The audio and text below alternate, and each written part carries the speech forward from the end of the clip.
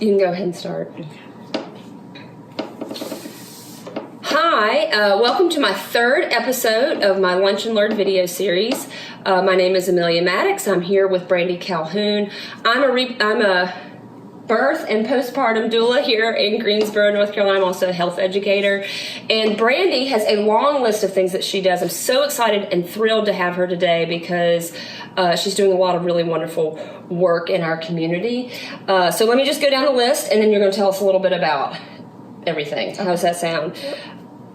Brandi is the Maternal and Reproductive Health Director at our Greensboro YWCA. She's also a board member of the Carolina Abortion Fund. She's a member of our Greensboro chapter of Southerners on New Ground. She partners with Sister Song, that's right, and she is also a childbirth educator. She is a sex educator, and she's a full spectrum doula. Yeah. Whew. I'm busy just reading the list. All the things. I don't even know how you get it all done. It's really quite impressive. Thank you. So tell me a little bit about, a little bit of all the little bit of work you do. Okay. So with the program at the YWCA, we offer a number of different childbirth classes. Mm-hmm. So we have childbirth classes for adults age 20 to 40. And then we have a teens learning childbirth class. So for teens ages 12 to 19. Also through those programs, each group, the participants are going to be matched with a doula for free. Wow. So we also do a doula training through the YWCA. So we do a birth doula and a postpartum doula training. We do 2 a year, and then the participants from those doula trainings are matched with our participants and help with their births. And then we also provide lactation support. So we do a lactation group once a month. That's a Black and Brown autonomous space for the participants in our programs. And they get lactation and breastfeeding support from breastfeeding counselors, doulas, and lactation consultants. And y'all have a support group, right? Like they come and they have a space where they can just talk about challenges. And so the teen program has the Teen Parent Mentor program, where they're matched with a mentor, and then they have a peer support group where they meet twice a month, and they have school groups. So we have program coordinators that go to the schools and have lunch with the girls and just go through, different things, their class schedules, college applications, other type of, resources that the teens will need. And then the adults also have a peer support group that meets twice a month as well. Oh, cool. Yeah. Okay, so that's the YWCA, and you also teach classes there. I do. You're one of the educators also, right? And then, so what else? Carolina Abortion Fund. The Carolina Abortion Fund. So I serve as a board member for the Abortion Fund. So we essentially help fund abortions, not just in North Carolina, but throughout the South, especially with everything going on right now. We're having to do a lot of we're paying for a lot of travel, lodging for people that are having to leave their homes and their states to get procedures done. Mm-hmm. But we also, have the hotline where people can call in and request funding just by letting us know what their situation is, how much they need, and we'll make a payment to the clinic on behalf of the patient. Oh, very cool. So we do that. That's a lot of work right now, and I know I've seen that the Carolina Abortion Fund has been funding people to come here to our state. Is that correct? Yes. Wow, that's really incredible work. Thank you. So I know we were talking before about reproductive justice, being pro-abortion. Yes. Can you tell us a little bit about what that means? I know that we hear a lot in the news about people who are pro-life or pro-choice, but those terms don't seem to quite describe. So tell us. So for me personally, and a lot of folks that I share space with in the reproductive justice movement, we identify as pro-abortion because you have pro-life, which are folks that are not in support of abortion, and then you have the pro-choice movement, which really doesn't capture the full spectrum of what abortion actually is, because when you suggest choice, you suggest that people have options and access, which we know that not everybody has full access to abortion, whether that be obstacles around money, whether that be the state that they're in, what legislation takes place, or even just like social aspects, like what communities they live in, how their families navigate, abortion, what that looks like. So choice suggests a lot of things that don't exist. So I personally use pro-abortion because I am for abortion. No matter the circumstances, no matter the obstacles, people should have access. Okay. Yeah. And so what is the difference between being pro-choice or pro-abortion and reproductive justice? What's the difference there? So the difference there, reproductive justice as a whole does a really, really awesome job in making sure that everyone is at the table and everyone is in the space.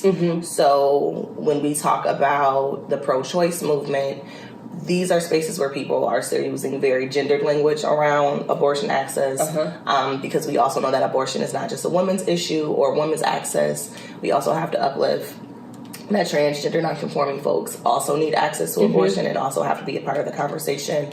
And then it also acknowledges that there are other barriers to it. So again, where that choice falls in, a lot of the folks that are in that part of the movement have an idea that legislation is the only barrier that exists around abortion, when we know that funding is an issue. Overall, just access, not due to legislation, but just due to sometimes there are states where they don't have doctors that can practice. Right. So in North Carolina at this time, we have 13 active clinics, where there are states like Mississippi that only have one for the entire state. Yes. Texas at one point only had 3. So that's another barrier where legislation is a factor, definitely. But if you live 12 hours away from the closest abortion clinic, how does that look for you? Right. So, yeah. Oh, yeah. So that's so important. And from what I understand, too, about reproductive justice is that it was kind of born out of a racial justice movement, in that people of color tend to have less access, not just to abortion services, but also to healthcare in general. Yeah. And it's not just whether or not you choose to terminate a pregnancy or not, but it's also about whether you choose to have children. Is that right? So the overall definition of reproductive justice is that people have the right to pick and choose if they parent, how they parent, when they parent, what conditions they parent in. So like when we talk about things being intersectional, we talk about, so like with Southerners on New Ground, we just did the Mama's Day bailout. We were able to get, mamas free in time for Mother's Day, but having conversation around North Carolina being a shackle state. So what that looks like, where pregnant people that are in cages are having to be shackled to the bed while they give birth.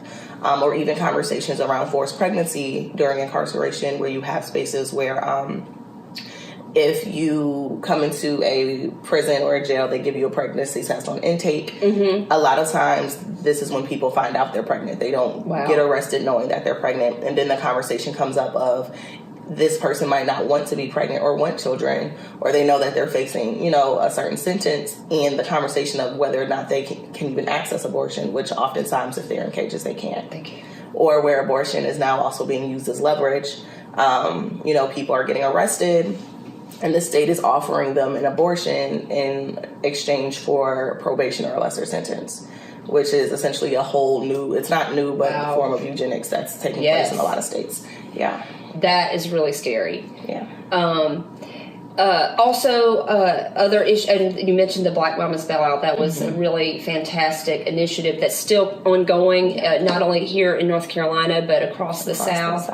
And we Southerners on New Ground here in Greensboro bailed out four mamas, all before Mother's Day, to get them home. So tell us a little bit about that. So we all know that Black mothers and Black caregivers, when they are in cages, it impacts families and communities. A lot of times Black women, mothers, caregivers, are really the heart of their household or their communities. And when they're removed from these spaces, people suffer. And then when we talk about in-money bail, there's the reality that all folks are essentially like being held hostage for a ransom. And the exchange is if you pay this amount of money, then you can be free, which is a really scary concept. So Southerners on New Ground is focused essentially on ending money bail. The plan is to completely abolish bail and then abolish prisons. But in the process, we're just working on making sure that people are home and people are free.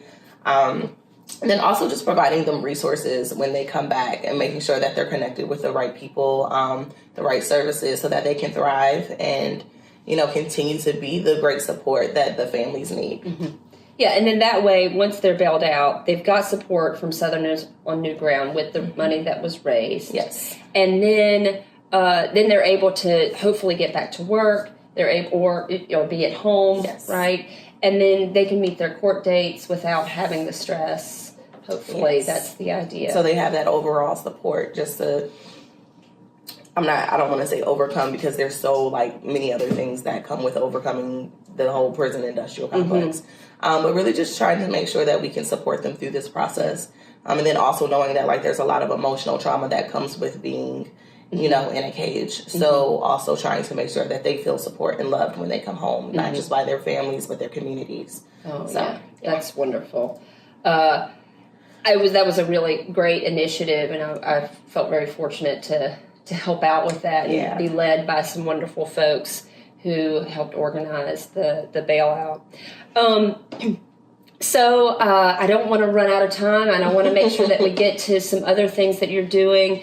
You told me you're a full spectrum doula. Yes. Now I'm a birth and postpartum doula, so yes. That's one aspect of being a doula. What is a full spectrum doula?